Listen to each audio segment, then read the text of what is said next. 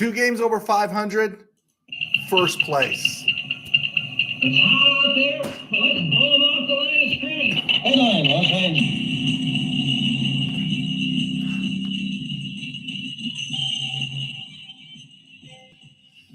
Live from the RamCave, I'm Joe Terosian, and this is RamView, the December 16th, 2024 edition, brought to you by the Kistler Law Firm. Injured in an auto accident, need help, got questions, call Kistler Law at 661-206-6990. That's Kistler Law at 206-6990. And check out KistlerLawFirm.com. Kistler Law, they've been fighting for you since 92. And by Temple City Auto Repair. Having some auto issues, get yourself some John and Henry at TempleCityAutoRepair.com. And of course, by Benched, the app. Don't take a goose egg. Don't get a zero by leaving a non-starting player in your fantasy lineup. Download Bench the app today and dominate your fantasy season. Okay, we're going to get started here. I'm giving our sponsor, Citizen Kistler, here an opportunity to invite me to next year's Christmas banquet with Kistler Law because if they're having lobster, I will be glad to come and just put in an appearance if that's okay. For lobster, I might even put on a Santa suit. All right. Hey, really cool. We're going to talk about a lot of stuff today. Rams are in first place. Outlook is good. Of course, you got to finish the deal here. Got to get the signature, so to speak, and finish this deal. But a lot of good stuff happened yesterday and last night with the Rams. And first place, huh? First place, 2 games over 500. Tiebreaker over the Seahawks. So, we're going to talk about that. We're going to talk about the playoffs in both conferences.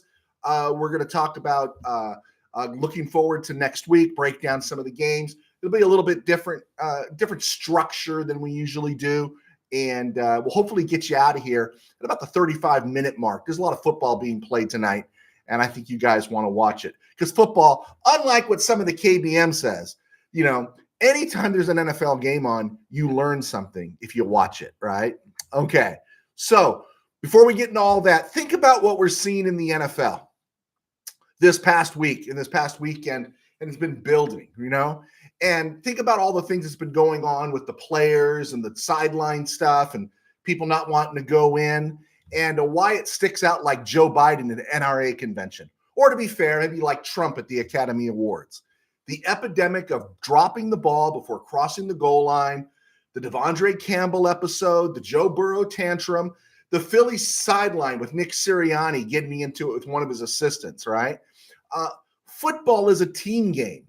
And because it remains a physical game, in football, accounts get settled. Unlike the NBA, where all the things I just mentioned get swept under the rug or abided by with careful understanding, the NFL, on the other hand, or football, reflects what we want our world to be. Maturity and accountability, right? We would love it if we saw maturity and accountability in our politicians. We would love it from Sacramento to DC. We never get it, so we despise it. We don't get maturity and accountability in the NBA. We want it, we don't get it, and we're not watching it. So there's a lot of stuff there. We want maturity and accountability with our children, or we're going to be at odds with them, right?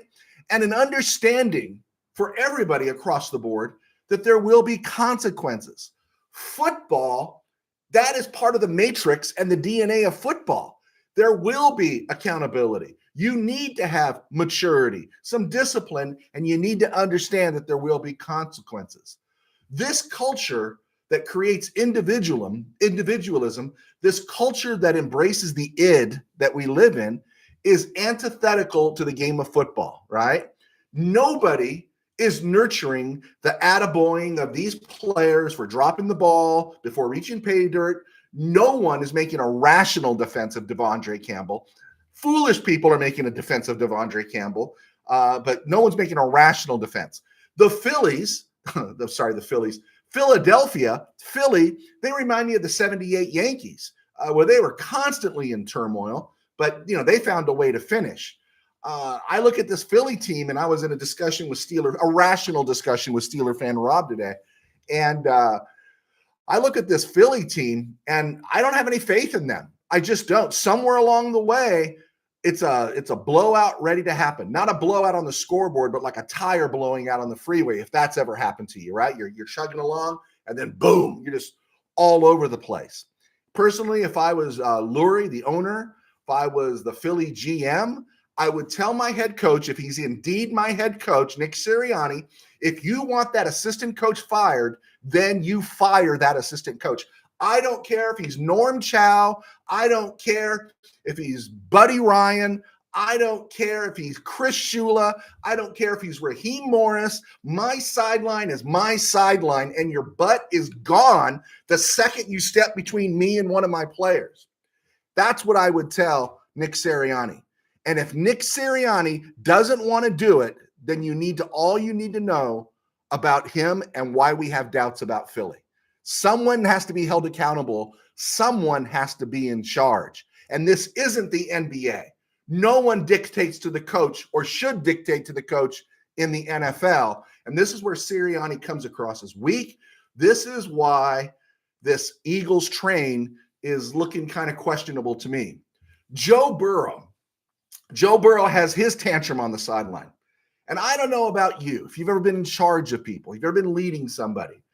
You know, the last thing I'm going to do before a whiny subordinate is I'm not going to kneel before him, take a subservient position, and let him whine and say, F this, F this, F this. I'm going to say, stand your butt up, you crying, whiny baby, right? And guess what about Joe Burrow? Everyone's saying he's upset because the team's not going anywhere. This jackwagon, very talented jackwagon, signed an extension with a team that is notoriously the cheapest in the NFL. What did Burrow think was going to happen when he signed a contract that's going to pay him 46 rocks next year, 48 rocks the year after that, 52 rocks the year after that, 53 rocks the year after that, and if he gets to that final year in 2029, 68 rocks? What did he think the Bengals are going to do? Did he think the Bengals are going to bring in all this talent around him? It's the Bengals. And now he's crying? What did he think was going to happen? And this is where it gets me very angry, is there's a place and a time for anything. If it's in the locker room, away from the media, it's okay. If it's in the coach's office, it's all right. But on the sideline, making your coach look bad, that's a really lousy thermostat. And when you're the quarterback, you're the thermostat of your team. You can be quiet. You do not have to be demonstrative. You go to your locker room and then you take over leadership of your team. But to whine like that, I see the immaturity in him. There's times he looks great. I see Colin Cowherd talks about quarterbacks that go to the podium with their hair turned around. When I see someone dressed the way some of these pro players dress, like Deebo Samuel and all these guys, tells me they're not serious. They're the kind of guys that'll drop the ball before they cross the goal line. The second football stops being hard on these guys is the second the game starts to die. It's bad enough the league itself is succumbing to the culture and KBM and trying to make an inherently unsafe game safe. They can't lose the football matrix, the football DNA of their players. If they do, it becomes the NBA. We see it as fans. That's why Devondre Campbell, players refusing to go in happen all the time in the NBA. But to see that in the NFL, it's an affront. It's a shock, right? To see your quarterback whine like a little kid, no, it's no bueno, man. It's no good. And to see these players focused on what before they cross the goal line? How their celebration is going to make the ESPN highlight show, right? This is ridiculous.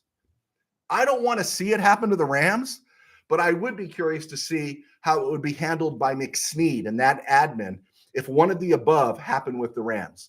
I don't think it will, because I think we got an idea of the kind of acid test, the character test the Rams do. Maybe it doesn't always translate into a title, but again, I go back to this. What's the drama on the Rams? Demarcus Robinson had, I think the last time I saw it was an alleged DUI. Let's just say he had a DUI this year. A year ago, Darion Kendrick was driving after midnight with a gun in his car. Domestic violence, blow up on the sideline, someone being demonstrative towards their. You think someone's going to pull that hen house on Sean McVay? I don't think so. And it's just something about the NFL to keep an eye on, because that idea, when you just see that ball being dropped beforehand and they're all caught up in their celebration, there's a culture that's building in the NFL that sticks out like a sore thumb right now. And when it fails to stick out like a sore thumb, then we've got a problem. We've got a serious, serious problem. Okay, Ram stuff. We talked a lot about that Ram game on Friday. Rams are in first place. And if this was 1977 and the schedule was still a 14-game schedule, the Rams would have won the NFC West again. That year they finished 10-4 in 77. They'd be 8-6. They'd have won their division. And guess what? They're hosting the Vikings. If the playoffs started this week, they would be hosting the Vikings in week 1 of the playoffs. You know who hosted the Vikings in week 1 of 1977? The Rams. Not to speak of a nightmare, but if you remember the Mud Bowl, that right now, if that was to be the situation now, that's kind of cool. Okay, we've beaten the Vikings. I think the Vikings are a real good team, but I think the Rams are a better team than they were that Thursday night against the Vikings. And that's winnable. That's doable. Green Bay scares me. Green Bay scares me right now more than Detroit. Detroit's dropping. They got to call in Hawkeye Pierce. That's a whole MASH unit there in Detroit. Vikings scare me. Philly is dangerous. Yeah, Philly can beat you. But I get the feeling somewhere along the way, because of Nick Sirianni not controlling and running his house, and even veterans like Brandon Graham saying things that he probably should keep in-house, at some point, the wheels are going to come off. That's what I think. Now, when they go, Steeler fan Rob says I should trust the Eagles. I'll trust them when they win the Super Bowl. Until then, I have my doubts, and I'll happily admit I'm wrong. But that's where the Rams would be if the playoffs started tonight or today or this weekend. Number 2, I did a lot of talking about Christian Roseboom on Friday, who played the best game of his career. And as we were seeing, Christian Roseboom is on this epic run that we didn't really think was possible. We just didn't. I used to call him, I called him a glorified special teamer who has moments, but he's just not really a starter. Maybe in the long run he's not, but he has defied expectation by pulling off about 5-6 weeks now of really good football. And I did not talk about Omar Speights.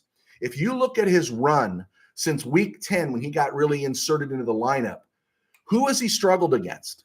Philly and Buffalo, the premier teams in the league. All the other teams he's played really well against.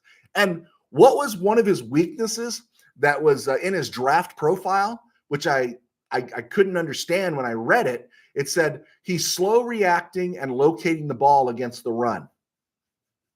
Have you seen that? I haven't seen that as a player, right? The fact that he wasn't drafted was an absolute swing and a miss by every NFL team, and the Rams got lucky. To me, I look at Omar Speights and know that he wasn't drafted. It's like the Dodgers getting Chris Taylor, Justin Turner, right? Kiki Hernandez, these guys that nobody wanted, and they get tons of mileage out of these guys. Omar Speights is an undrafted free agent, and I have to believe, and I'll take full correction from any of you out there, if the draft could be redone right now, I get the feeling Omar Speights would be a second-day pick, which means he could go second or third round. I would say third round right now. That's how well Omar Speights is playing. He's young. He's active. You get the feeling he's only going to get better.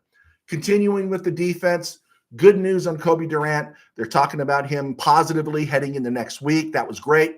The Rams got a terrific game out of Akilla Witherspoon last week.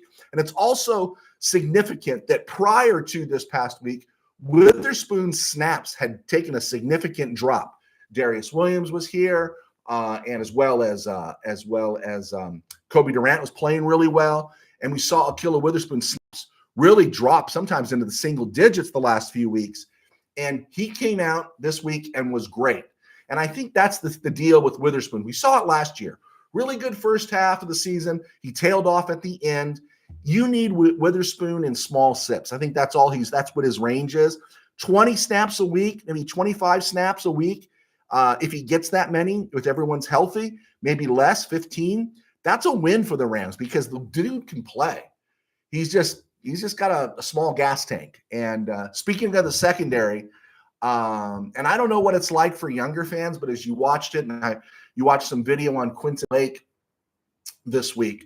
Us older fans, it's hard to watch a player like Quentin Lake. It really is, because all I can think about is next year is his last year with the club, because it's the final year of his contract, right? I love that guy. I really love watching Quentin Lake play. The guy does everything on the back porch and in the slot. I really hope he breaks the trend. I hope he gets that second contract, right? I really hope he gets that second contract. And then you're speaking of that, of safety room, Cam Kitchens. Cam Curl's playing well, but Cam Kitchens, since his benching, right? I think it was against Green Bay he didn't play. Or was it after the Green Bay game? He didn't play against the Raiders. Since his benching, he has been terrific. Where he was lost in coverage, and we were describing him as a newer version of Taylor Rapp, he's actually improved. And that's exciting to see. Third round pick, 99 overall. Rams get another year out of Curl, get another year out of Lake, get a great development out of Kitchens. That safety room is looking good. And then Jalen McCullough, right? Jalen McCullough, undrafted free agent. So yeah, looking really good. Looking at the Rams offensive line, have not heard anything yet. So it still looks like it's Alaric Jackson, Steve Avila, Bo Limmer, Kevin Dotson, Rob Havenstein. Kevin Dotson actually cracked the top 10 of guards. 76 guards are graded, and Kevin Dotson's number 7 overall. Steve Avila is number 47. Again, the PFF grading, right? The PFF grading. We'll take a look at that on the other side after the break and talk about the PFF grading a little bit, how it pertains to the Rams and the Jets. So before I get to around the NFL and other places, just want to remind you guys, I'm Joe Terosian. As a sports writer for 21 years. Now I do RamView, thanks to our sponsors at Kistler Law, and Bench the App, of course. And I write books. My books are on Amazon, and I encourage you. They really help us when you guys go out there and buy those books. Give them away as a gift. Yeah, it's really helpful because this all this stuff, Kistler Law is a sponsor, and my books, Tangent Dreams, my first novel. It's a high school football novel. These were the books. These are the things that I do to keep employed. I work as a day job with a very small church in Burbank called Burbank Faith Nazarene, and we're right here on YouTube at Burbank Faith Virtual, burbankfaithvirtual.com, Burbank Faith Virtual across social media. And as I tell you, I'm a pastor. I got 3 football books. This one, Temple City Company of the Ages, which is another high school football novel. And then my most recent one, Game Day in the RamCave, which is about friends getting together, as we all have done, to watch the Rams play. This is a fictional NFC championship game between the Rams and the Packers. And so, hey, maybe I'll be prophetic and you'll love the outcome. So if you guys can continue to support us that way, which you have, really, really helps us. It's available on Kindle and softback, paperback. We are in the process of trying to work out getting these things done and put on audio.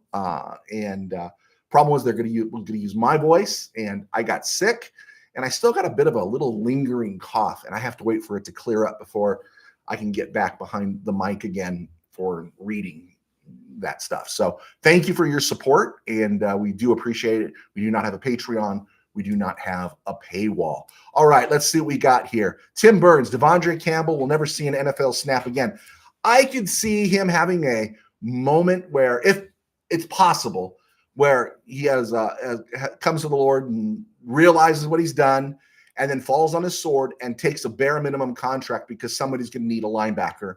And they say, yeah, come on in. The first sneeze that's out of line, you're gone. And he's probably going to make, what is bare minimum now? $862? Is that what it is? Is that what the bare minimum is?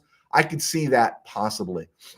Tim Burns, how much did Kistler get you for the car on foot injury? How is the wife healing? Oh man, that was a year ago. I can't go into numbers there.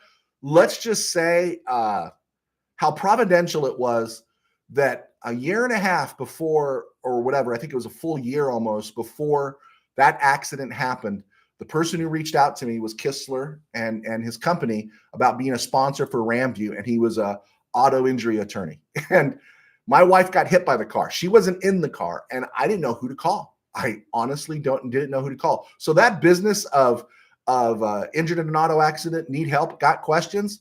Hey man, I've lived that, and it took so much pressure off our plate. And my wife is healthy. The car, when it hit her, could have busted her leg in half. Instead, it broke her toe.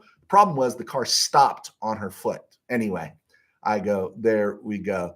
Tim Burns, never to OBJ. Bieber likely being blackmailed into what was seen on video makes OBJ a never again for me. I have no idea what that is. My deal, without that being said, was if OBJ has the right attitude and he wants to be a practice squad guy that just hangs around just in case somebody goes down, then I'm all for it. I'm not for disrupting the wide receiver room right now. I'm not for moving out. You're not going to move out of Jordan Whittington, Tutu Atwell. You're not going to Tyler Johnson. You're not going to move out any of those guys for OBJ. But if he understands that, wants to tag along with the practice squad, do the practice squad guys get a ring? Do they get a playoff check? That's where I would think about it. I don't know anything about the Bieber stuff. Bill, who do you fear more, the Seahawks or the Cardinals? Well, going into last night, it was the Seahawks. But I'm getting the feeling some of their stuff was fool's gold. That's a great question, Bill. My feeling going in was the Seahawks are on fire, and then the Packers just came out, ran all over for them. And I do not understand how the Seahawks weren't ready to play in their own stadium with first place on the line. I don't. They walk through the first half. Then Geno Smith goes down. Now, everyone's bagging on Sam Harrell. Sam Harrell, the guy hasn't thrown a ball all year, and Sam Harrell can make plays. But they sacked Sam Harrell 4 times. That Seahawk offensive line is not great. Jared Verse had a great game against them. So, and I couldn't believe the way Josh Jacobs ran the ball. The Rams' forte is running the ball. That offensive line gets a push. So the Seahawks aren't scaring me anymore. What's scaring me a little bit is all of us have underestimated how hard the Cardinals are playing for Jonathan Gannon. I'm down on the Cardinals perpetually because I don't believe in Kyler Murray.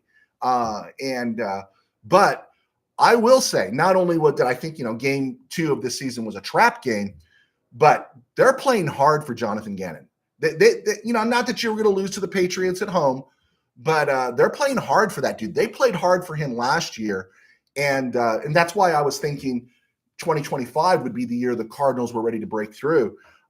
He's done a great job, and they're going to come in serious. They're reminding me, them and the Cowboys. Their seasons are hanging by the balance, but you know what? They always seem to come to play. The only guy you can't count on, to me, in Arizona is Kyler Murray, right? It is Kyler Murray, because I don't like the body language too often. Excuse me, guys. But the Cardinals are scaring me a little more right now. I don't want the Rams thinking about them. I want them thinking about the Jets. Tim Burns, Joe T with only 4.5 sacks. What do you think people are saying to Verse is defensive rookie of the year? He's my defensive rookie of the year, and I don't really care. I just do not care. I can honestly tell you, come on, we know Kobe Turner deserved it last year, but because of where he was drafted, where Will Anderson was drafted, it's a joke, right? And also, just look at all of his hurries and pressures, and I think teams know who Jared Verse is. And so they're kind of keen on Jared Verse right now. And we're seeing Kobe Turner. We're seeing Byron Young start to feast. I got to tell you, though, what I loved most of all about that 49er game was seeing seeing Young and Verse hold the edge. They held the edge so well. But, yeah, I don't worry about it. Steve Ramirez, no Mud Bowl this time. Absolutely not, Steve. Steve was at the Mud Bowl in 77. Tim, I had to listen to it on the radio. Tim Burns, I played poker with 49er fan, and they whined all night, said that we were lucky. I said apparently twice, got crap cards. That's funny. Said my split, my chips, I'm out, too much whining. Oh, there you go. Get out of there, right? The one the 49ers, should be complaining about is the one they lost in week 3. That was a joke. They had the Rams, and they blew it. And that was a beaten-up Ram team. Tim Burns, love your giving Rosemoon his gold. He played himself into not worrying how to hide his deficiencies as much. Hey, it's not a liability. That linebacker room is not, it's not Reynolds, Robertson, and Ken Geddes, right? It's not, but it's still a good linebacker room right now. Those guys are not a liability. There you go. Tim Burns' opinions on who does what in the NFC playoffs. Green Bay, Minnesota, Philly, Detroit are a top-heavy playoff. Minnesota, the Rams have beat. They're mortal. Philly, to me, is questionable just because of what happens on their sideline. There's just always stuff going on in Philly. I think they're the best team right now, but you don't know what's going to happen in the future. Detroit is just falling apart. Detroit, man, you didn't need the rest of the United States, man. Congress is probably going to pass a health care act just for Detroit Lions, right? Everyone's getting hurt. Tim Burns, you're in Burbank. Get a starving waitress actress to do voiceovers. Hey, man, multo dinero for those voice actors, man. Not only do you pay an upfront fee, but then they want a piece of the big mamoo later on. And so you got to work out all these things. And if I do it myself, I keep it all. Okay. Let's go around the NFL and other places here. I don't have a problem with Dan Campbell going with the onside kick so early in the fourth quarter. I know Steve Ramirez disagrees with me. I'm watching that game yesterday, and they weren't going to stop the Bills unless they stole a possession, and that's what they needed to do. It was early. Worst possible scenario happens, right? Was it Max Hollins took that thing down to the 3? Worst possible scenario happened. I get it, but they weren't going to stop him, and he took the shot early. I have no problem with that. They lost Aleem McNeil for the season. Aiden Hutchinson, if they go to the Super Bowl, may be ready.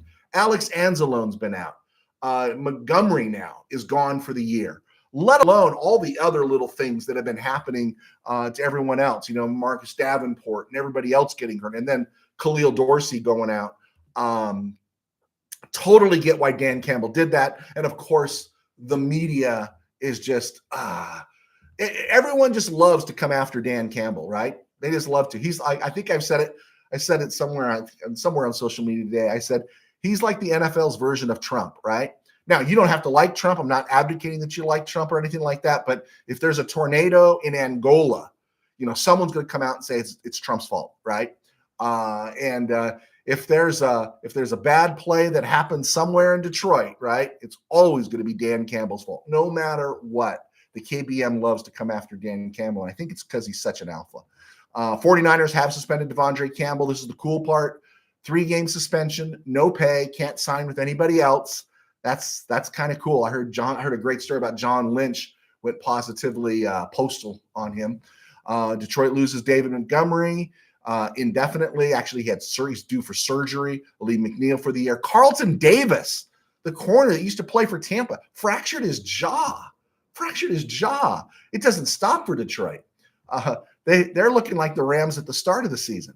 Patrick Mahomes, high ankle sprain. I think they said low-grade high ankle sprain. And they released Clyde Edwards-Helaire. He was toast anyway. They had re-signed him after his original deal, but he didn't take a snap or have a carry this year. They went and got Kareem Hunt. So you knew Helaire was on borrowed time. And the Dallas Cowboys, who I'm not a Dallas Cowboy fan, don't mistake this, who are playing their butts off for Coach McCarthy. They lost Trayvon Diggs to knee surgery. Was it MCL? He's going to need knee surgery. I think that's the second time in 3 years, or second time in 4 years. Yeah, that's something to think about going forward. NFC playoff picture: Lions are 12-2. Still got the advantage on the Eagles, 12-2. Tampa is 8-6. They're in the third spot. Rams are 8-6. They're in the fourth spot. And then you got the Vikings 11-2. You got the Packers 10-4. You got the Taxkins 9-5. And then lurking in the wings there, still the Seahawks 8-6, Cardinals 7-7, Falcons 6-7. I think the Falcons and the Raiders tonight is going to tell us a lot about what's going to happen to the Falcons season here. What needs to happen next week for the Rams? Of course, take care of business, beat the Jets. We saw this story. What were they? 0-13, 0-14 in 2020, right? It was such a debacle of a game, right? It's hard to believe the Rams even made the playoffs that year, but it was kind of the undo. And you could see the course of that game, McVay had no faith in Jared Goff. And Jared Goff is not the Jared Goff of 2018. So Rams need to come back, pound the ball, beat the Jets. Beat the Jets, right? Don't worry about anything else. It'd be nice to see the Eagles beat the Taxkins, make the Taxkins 9-6, the Rams 9-6, so that door stays open for a wild card. Vikings could beat the Seahawks. Smith right now, Geno Smith is questionable with a knee, and Seahawks have some issues. They lost their center. I don't know how long he is out along the offensive line. Doesn't make any difference. That offensive line against a powerful rush, Rams have already shown they could do against that offensive line, and then getting them. It's not an advantage necessarily to be at home, but at least you're not in Lumen Stadium with the rain and everything else, as opposed to you're not going to get a great fan base for the Rams. But the Vikings beat the Seahawks. That puts the Rams in business. And, of course, we'd love for the Panthers to finish off the Cardinals and the Dolphins to finish off the 49ers. And if all that happens next week, at the end of next week, Rams would be 9-6, Seahawks 8-7, Cardinals 7-8. And that would make the Rams one step closer to winning this division. Rams remaining schedule: Jets 3-10, Cardinals 7. Jets are 4-10, Cardinals 7-7, Seahawks 8-6. In the AFC, it's pretty much set. Colts and Dolphins just hit the big one yesterday. Colts had a shot. Jonathan Taylor, yeah, we know what he did. They're 6-8. Dolphins are 6-8. Bengals are 6-8. Bengals have the Browns, Broncos, and Steelers ahead of them.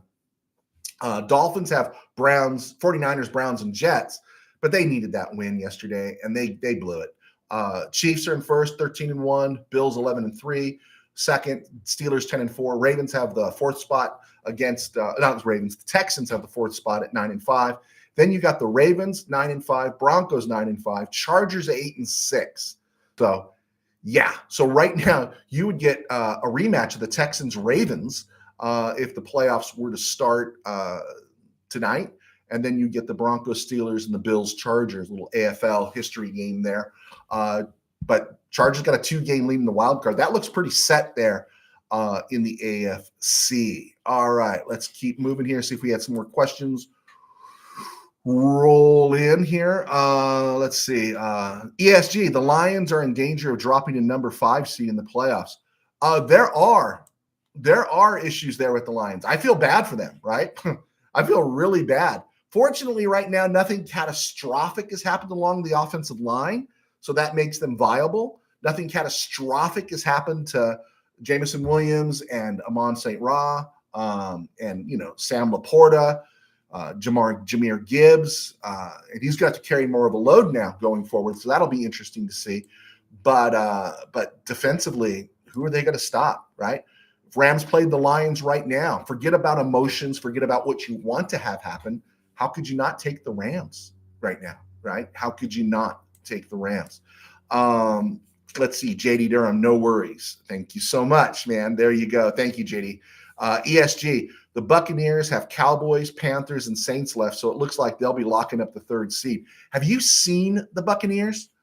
Have you seen them? I mean, that's kind of scary right now. Who wants to play the Buccaneers? If the playoffs were to start this week, you would have, of course, the Rams would be hosting the Vikings, but then you have Tampa would play the Packers. Do you think the Packers want to play Tampa? I mean, I don't want to play Tampa right now. Tampa is playing really well. When they fell to 4-6, it looked like it was over. And give Baker Mayfield, some kind of an award. Give him something. I don't know, because it's pretty impressive. Taxkins are going to be fodder. If the Lions can somehow hold on, that would be interesting to see the Taxkins play the Eagles because of familiarity. They might give them a better game. And then, of course, the Lions could just drop, right? The Lions could just drop out of first place, as you said there, ESJ. So, yeah, something to think about. Bucks are flaming right now. They're really hot. I was going to go back and forth between those 2 games yesterday, the Buccaneers and Chargers, and of course the Bills Lions. But I'm starting to watch what's happening in SoFi. Man, I'm just going to stick with this Bills game. Josh Allen, man. It's like Josh Allen's like going to an ELO concert, right? It's like, man, I'm going to enjoy every minute of this. Josh Allen's amazing. So I enjoyed that. I just couldn't believe what I was seeing because the Chargers are going to charge, right? They're always going to break your heart. They're always going to let you down. Herbert and Harbaugh push against that a little bit, but the Spanos mojo is really bad. And it's just like a skunk stink, right? You can't just wash it off, right? They're going to need Father Marin and Father Karras to come in and do some work to break that Spanos mojo there for the Chargers. So there we go. All right, let's see. College football. Hey, man, we're looking forward to this. Tennessee at Ohio State, Clemson at Texas, and SMU at Penn State on Saturday. And then this Friday, Indiana at Notre Dame. That's an in-state game. Wouldn't you love to see Indiana pull something? That would just be awesome if that happened. Awesome if that would happen. I have no injury report on the Rams right now. If you guys have anything that's come through, let me know. We just got that little update on Kobe Durant, which is good that he's progressing nicely and maybe he could play. So I went to PFF real quick here. I went to PFF. Don't trust them 100%, but just look where they grade everybody, right? So I went to run defense. It's stopping the run.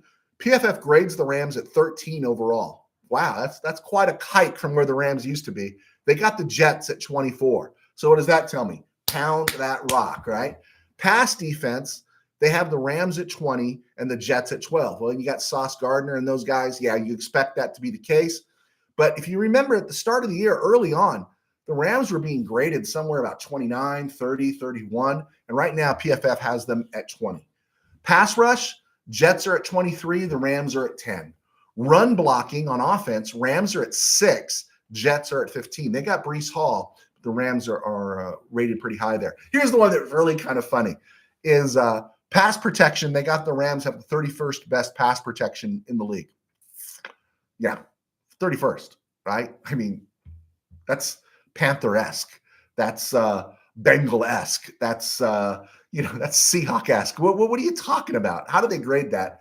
And they got the Jets at 13. But overall, I think our eyes tell us the Rams should win this game. We'll do a deeper breakdown in this game, of course, talk about their players and everything, how everything goes.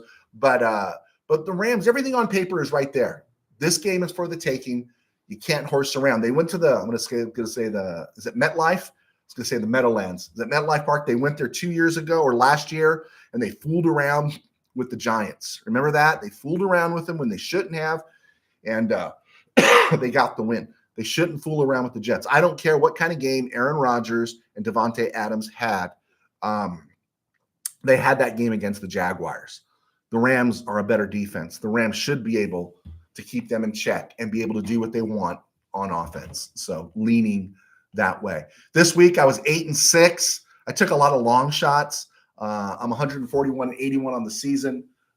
Tonight I got the Falcons and the Vikings winning, so that should get me to double digits, hopefully. Cowboys at Panthers. I took the Panthers, the Steve Berline Bowl. Cowboys won 30-14. Won't happen, but maybe Mike McCarthy needs to win Coach of the Year, right? Or get a vote or two. McCarthy's done a great job holding this team together. Total respect for that guy.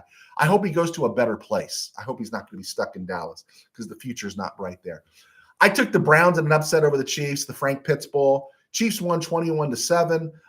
It didn't happen this week, but it's coming, and I hope for Chief fans it doesn't happen in January, right? Hope the bill doesn't come due in first week of the playoffs or the second week of the playoffs because they're cruising for they just need one of those games that they're just hanging by a thread. They need to clear the deck here. Dolphins at the Texans.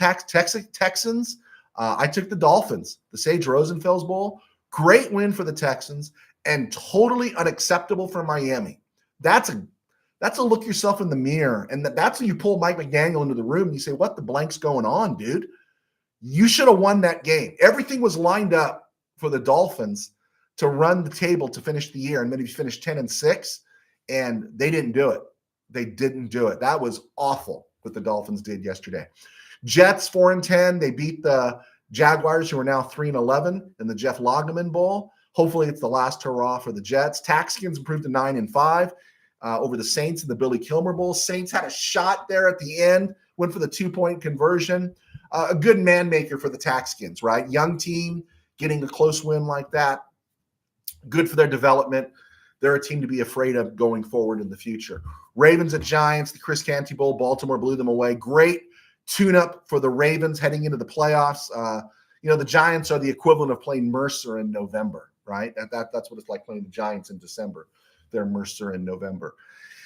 Eagles at the Titans, Bengals at the Titans, Pac-Man Jones, Cincy won. Joe Burrow is great, but he's a child. Patriots 3-11 now.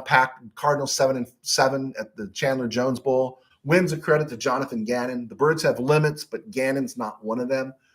Colts Broncos, John Elway Bowl. Denver won. Bo Nix, man, just overcame adversity, got better. There's questions about Anthony Richardson. Colts missed a big opportunity. And, the Broncos, They just keep banking wins and hideous uniforms, right? Is there an uglier uniform stretch here in the NFL than what the Broncos go out there with every other week, right?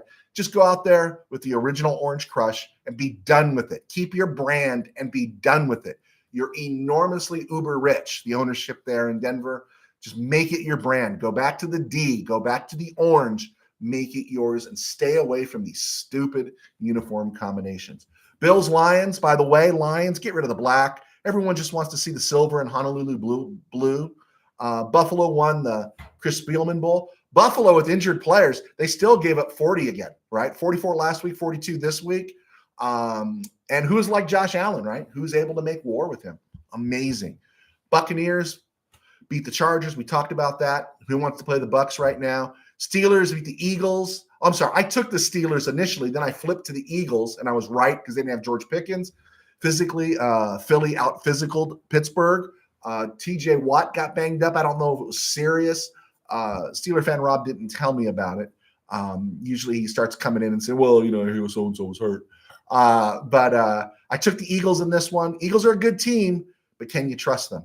And then last night, I took the Seahawks over the Packers. My bad, but I'm glad, right? We're all glad. And I don't understand how Seattle couldn't be ready to play in that first half when they slept walk through it, right? Woke up in the second half a little bit, but it was way too late. Packers are a dangerous team. I think the Packers could beat the Lions right now, and I think they could beat the Vikings right now, right? And, yeah, they're a dangerous team.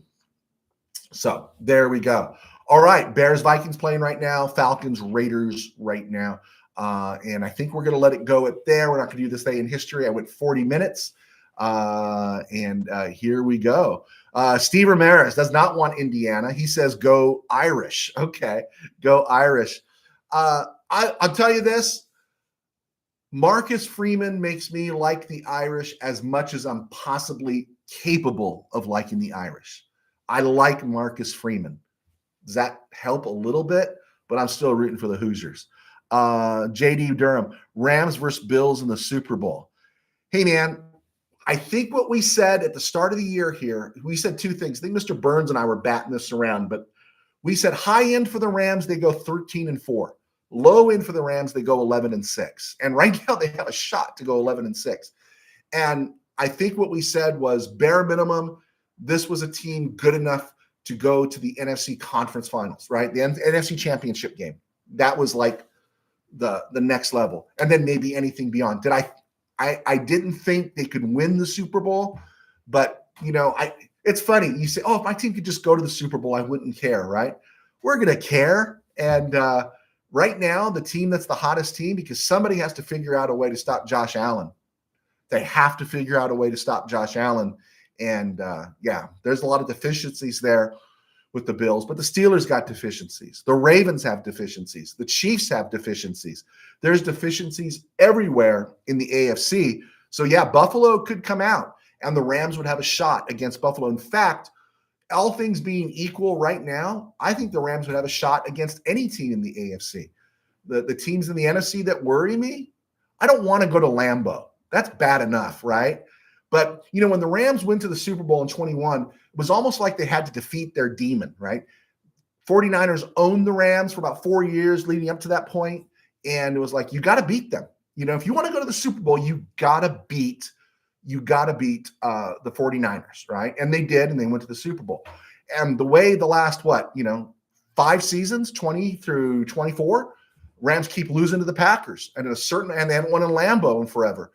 At a certain point, you know, if you want to go, you know, you got to win in Green Bay.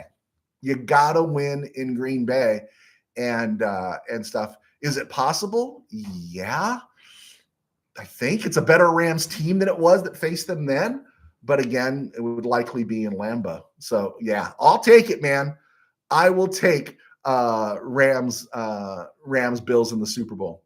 ESG, MetLife is one of the worst turf stadiums in the league. I hope the Rams come out uninjured. Ooh, I did not know that, ESG. Thanks for letting me know. Did not. I'll be factoring that.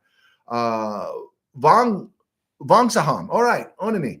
Hi, Pastor Joe. Sorry I missed you last week. Don't have to worry about it, man. It's okay. I appreciate you being here. Be sure to watch the show when you see it come up. Steve Ramirez, for what it's worth, Last week's Eagles-Steelers should have been called the Steagles Bowl. There you go. In reference to when the teams combined in the 1940s. Yeah, was that 43? Was that the year the Rams didn't play in Cleveland because of the World War II? Good call there, Steve. Good call. Steeler fan Rob. Watt sprained ankle, not serious. Okay, there we go. Let's see. Onene Vangasam. We are going all the way, Super Bowl 59, and winning. Enjoy the ride, guys. It's going to be entertaining. I believe it will be entertaining. I believe it will be entertaining. You know what I just like? I'd like a Ram win by more than one possession. Can we just get a blowout, right? Can we just get a blowout? I don't want to be chewing nails the final 5 minutes of every game. I mean, it's killing me this year. Let's see.